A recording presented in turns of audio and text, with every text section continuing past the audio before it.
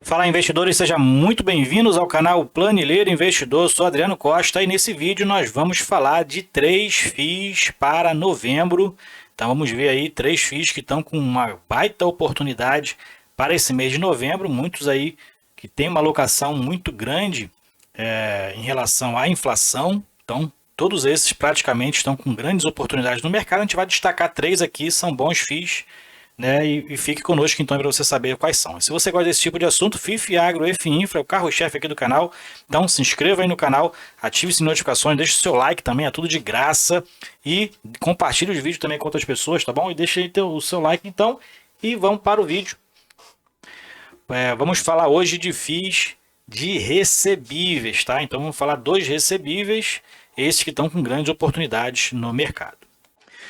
Então, primeiro fundo que vamos falar aqui é o REC-R11, fundo que está aí também no mercado, aí está em aproximadamente R$ 90 sendo negociado. Teve um aumento aqui, chegou a 92 nesse início de semana aí, nesses primeiros dias úteis de novembro, porque ele vai anunciar o provento agora na terça-feira próxima, né? Que é o quinto dia útil de novembro, proventos de outubro, que teve novamente aí a deflação, então provavelmente vai ter um provento menor do que vem pagando aí nos últimos meses, né?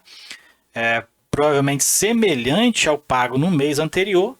Como a gente verifica aqui, no mês anterior foi de 60 centavos, vai ser aproximadamente isso aí, 50, 60 centavos, essa é a expectativa, né?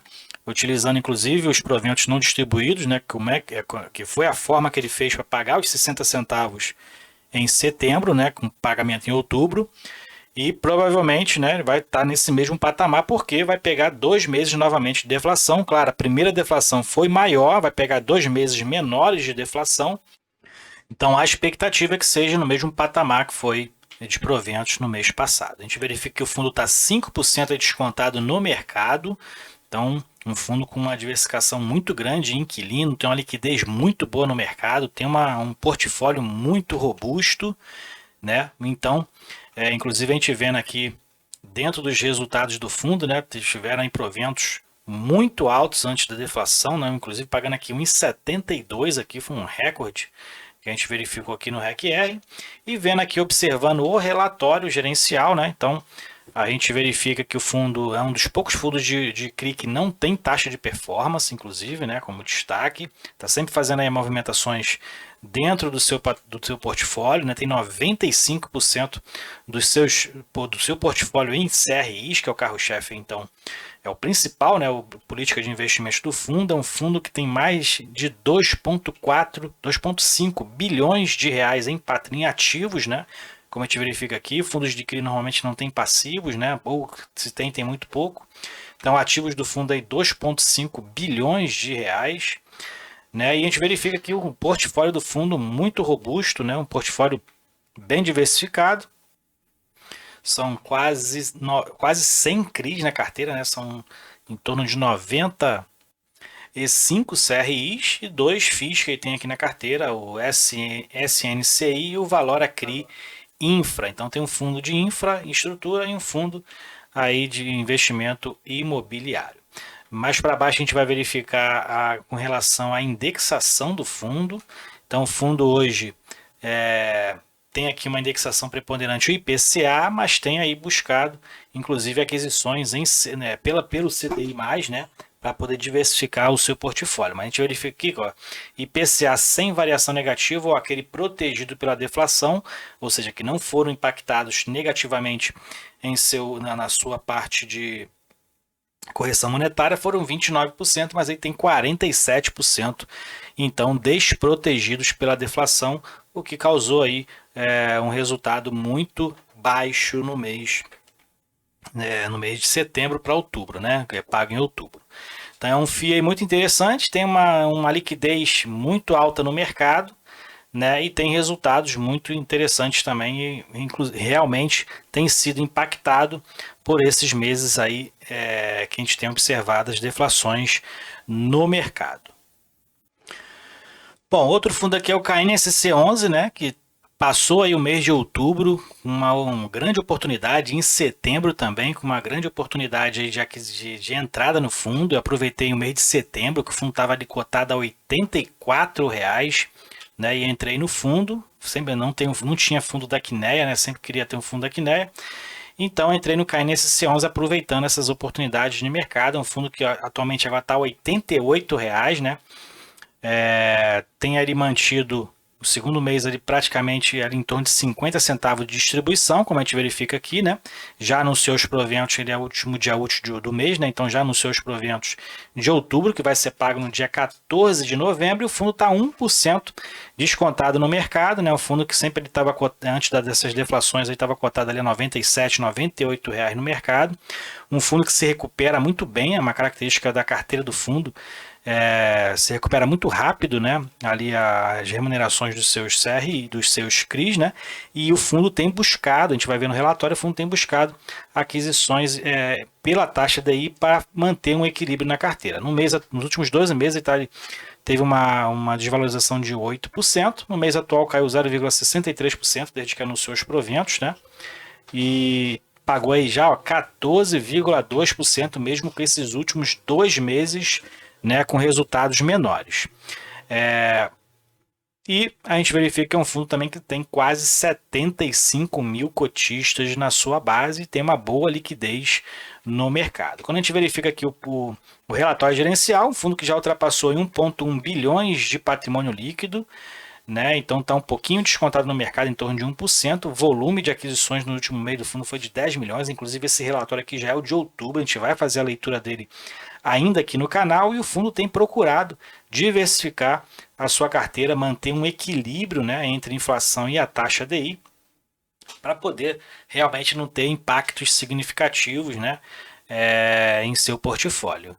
Então, fundo que tem aí, que é administrado pela Quineia, uma ótima administradora aí de fundos, né, fundos que aí antigos, inclusive, no mercado. Esse aqui não é tão antigo, mas a gente tem o KNCR11, fundo com mais de 4 bilhões de patrimônio. Tem o KNRI11 também, um fundo de tijolo também da Quineia, que também com patrimônio robusto, né, e muito diversificado.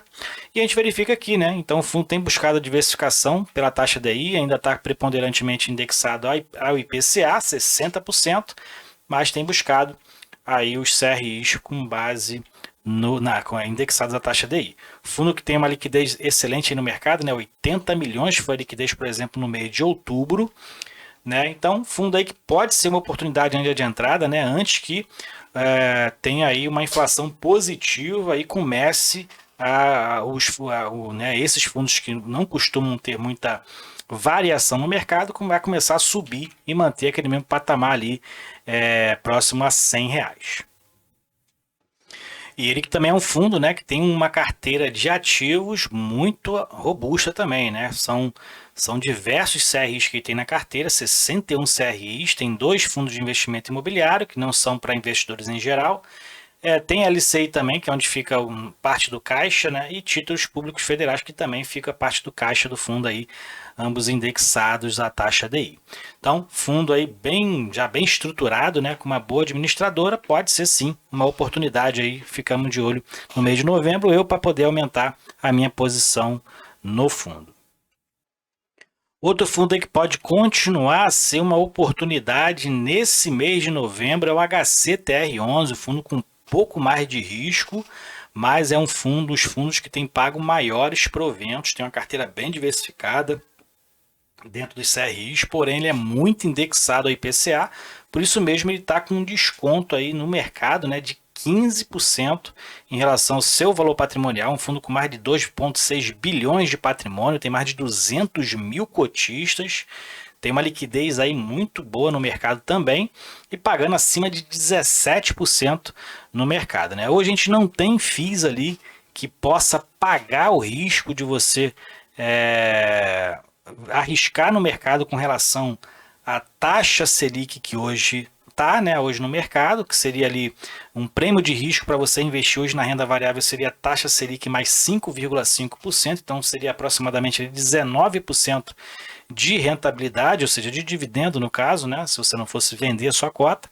Esse seria o prêmio de risco ideal para você investir na renda variável, mas não tem aí papéis que estejam pagando acima de 19%, não dos que a gente acompanha aqui no canal. Então, 17% já é uma boa rentabilidade aí, fundo que está bem descontado no mercado, né? Um fundo que sempre teve ali um ágio de 10 a 15% aí no mercado, né? Então, tem as suas variações quando tem emissões de cotas, mas realmente o que caiu no fundo foram exatamente alguns episódios ali de possíveis falta de caixa, que foi um boato, na verdade, ao meu ver, né, de mercado, e também a deflação do fundo, que teve um impacto muito profundo. Então o fundo está com 15% de desvalorização nos últimos 12 meses, né? Um fundo muito grande que sempre pagou bons proventos, né? Desde 2020 a gente acompanha ele. Eu já fui cotista do fundo, hoje eu não sou mais.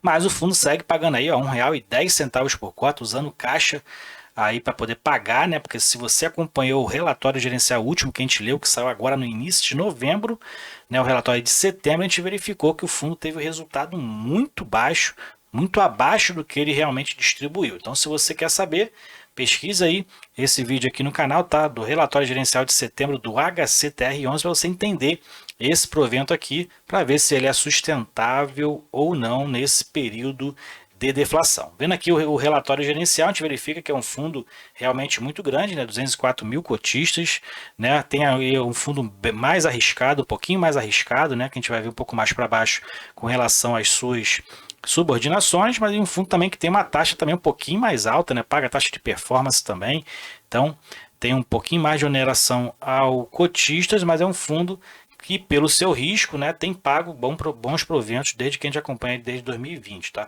Ele tem desde setembro de 2018, né? Um fundo aí que tem aí, já fez agora 4 anos de mercado, um fundo que sempre está ali girando a sua carteira, mas tem ali uma parcela bem grande em fundo de investimento imobiliário, inclusive as duas maiores parcelas que ele tem, as duas maiores posições que ele tem em fundos imobiliários são fundos que atualmente o Serra Verde, por exemplo, que já pagou proventos, mas atualmente não está pagando, e o XBXO11, que ainda é uma promessa ainda, né?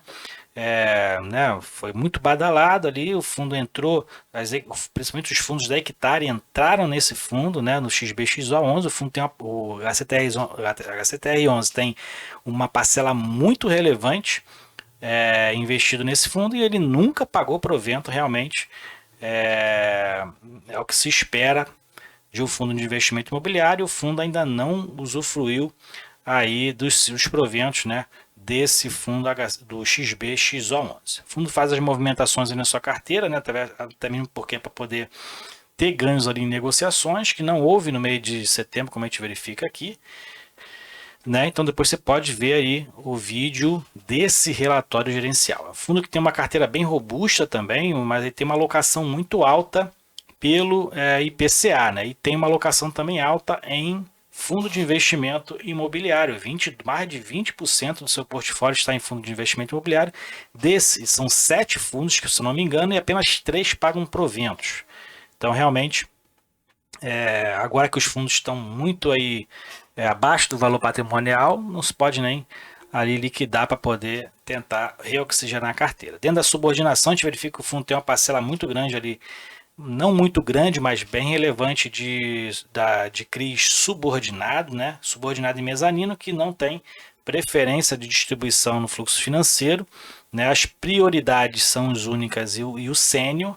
Então o fundo tem até uma parcela interessante ali, né? 2/3 dos seus CRIs tem a subordinação que tem preferência no fluxo financeiro, e 1/3 não tem o risco maior, então, aí da carteira. Ele tem 90% indexado ao IPCA. Por isso mesmo teve ali um impacto bem significativo, né?